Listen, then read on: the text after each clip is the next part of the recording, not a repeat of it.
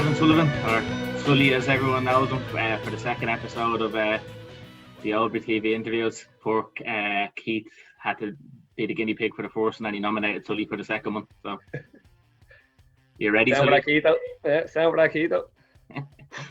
So just to start off, Sully, I suppose kind of how long you with Albury, and kind of what made you join Albury in the first place? Yeah, so like I'm with Albury probably 2.5, 3 years in total now. The most handiest thing for me is the pitch is literally a 5-minute walk from my house, so that was kind of the main thing. But I knew one of the lads who set it up originally, so he was looking for a few players. So we just went up, as I said, the kitchen up bro, but it's a great club, bit of crack.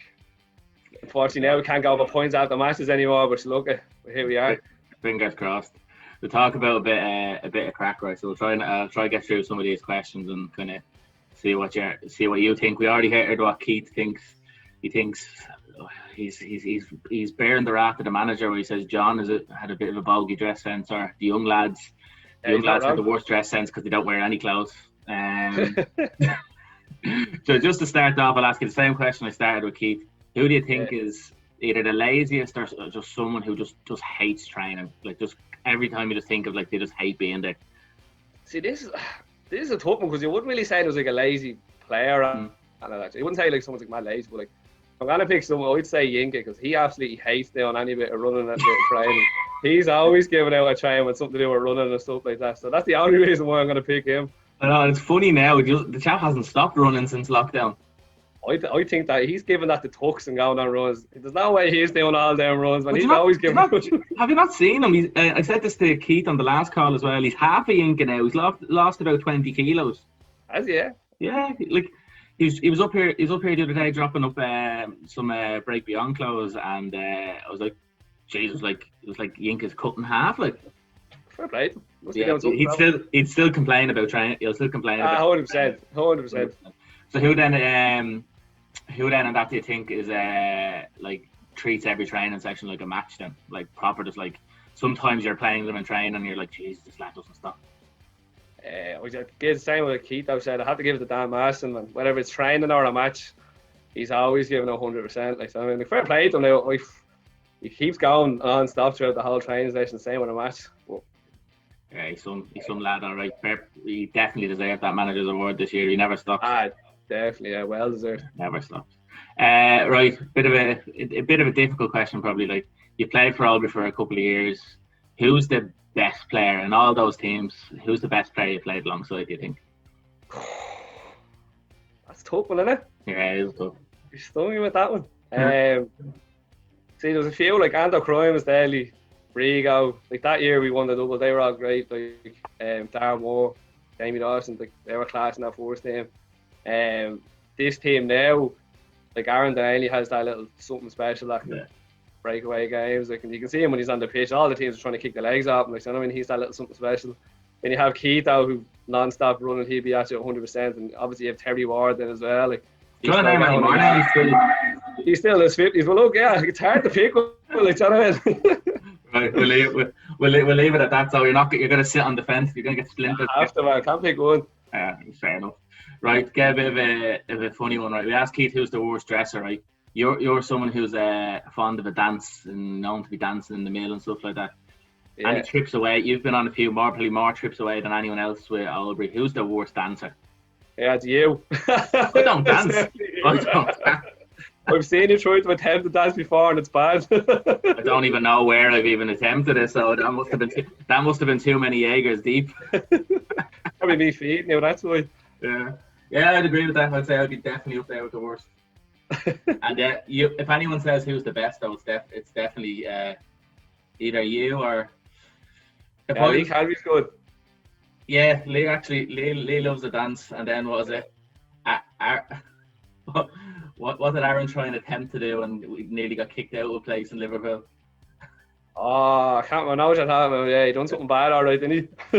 It's some bad dancing, that's all. That's fair enough. Right, if you had to play against someone in a match, so you're up against someone in a team, as I say, a right winger, or a left winger, or just anywhere across the middle, who would you hate to play against? I would probably say Keito. I just feel like Keito, no matter where you're on the pitch, he's just going to rock up and try to take the ball off you. Like, he'd be non-stop for 90 minutes at you, breathing down your neck, like, so. I just, like one of his dogs. Yeah, pretty much, yeah. He'd be a nightmare to play against all the time, so yeah, happy. Chap never stops. He's just running the whole time. You wouldn't think it, look at him. The old Carlsberg belly on him. He keeps going for 90 minutes though. It's where he stores all his powers. He's another one definitely hasn't been doing any of those runs. He's strapping on a Fitbit to his dog or something like that. 100%, sitting there with about 6 cans of Carlsberg every night. If you could think of, right, so you've been pretty much part of every season for Albury. If you think of like one highlight, either off the pitch, on the pitch, what would you say? What would you say it was? I'd say it was the 4 season I went up and we got the double. Like, so, like, I hadn't played senior football in like 3 or 4 years. So to go back up in the 4 season, obviously just going up to have a bit of crack with the lads and whatnot. Like, but to go back up and win the double in the 4 season, like, that was something else. Like, you know. Yeah, and then to win another trophy then this year must have been good as well. That was great. Yeah, especially beating Mellors as well, the old local rivals. So you couldn't get any better than that. So broke the Mellors course. Yeah, I know. Yeah, forced him to do it. Last 3 or 4 years or something. It was some crack. It was something like to be able to come back out with COVID and actually get football going again, even for a short period of time, but then actually to get a trophy out of it was brilliant. Yeah. I know it was some crack in the celebrations afterwards. Were some crack, led by you and Keith, I think. If you could think of say a funny, what's the funniest thing? Obviously, there's some mad characters in the. So there's got to be 2 questions on this. So, one, who's the funniest lad in the club, do you think? And then the second one, what's the funniest thing you're seeing on a football pitch for Albury? Funniest person, I'd probably go with Robbie Farrell. He's always he's a good man to have around. He always gets everyone laughing, so yeah, I have to get that to Robbie. Funniest thing I've seen on a football pitch, I can't think about it. Funny, like, something funny that always happens to him is probably Terry shooting from 60, 70 yards out from his own halfway line, man. He loves doing that, so you kind of just have to laugh at that at some stage, don't you, man? Yeah, that definitely. Terry definitely gives a good bit of funny moments through any game.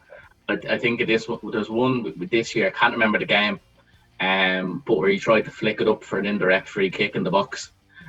there's video evidence of that on the Instagram, so anyone wants to have a look at that, they can have a look. It's definitely the funniest indirect free kick I've ever seen.